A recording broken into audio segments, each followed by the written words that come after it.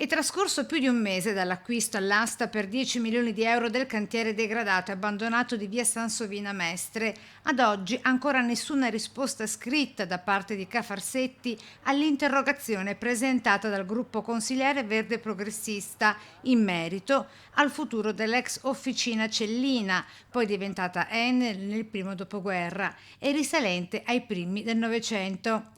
L'acquisto dell'intera area con i 3 nuovi immobili, dove ci sono complessivamente 89 abitazioni finite al grezzo, è infatti vincolato al diritto di prelazione riconosciuto per legge a favore dello Stato ed altri enti territoriali, e cioè Soprintendenza, Regione, Città metropolitana e appunto Comune. Il comune deve dichiarare se è interessato o no a quell'acquisto dell'area storica, il manufatto della Cellina, che ha anche dei vincoli della sovrintendenza. Fatto questo, probabilmente si sbloccherà il tutto.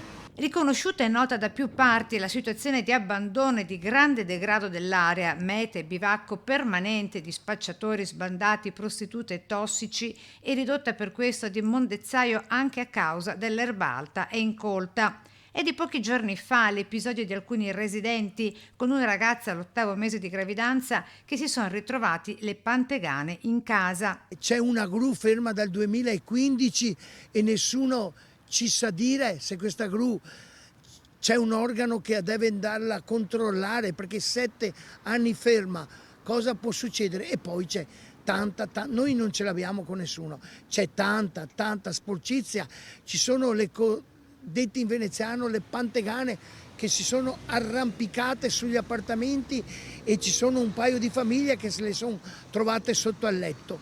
Io vorrei vedere chiunque di quelli che devono gestire questa cosa vivere in questa situazione. Insomma, un degrado insostenibile e reso oggettivamente ancora più estremo anche dalle alte temperature di questi giorni, per una situazione che perdura oramai da ben 7 anni.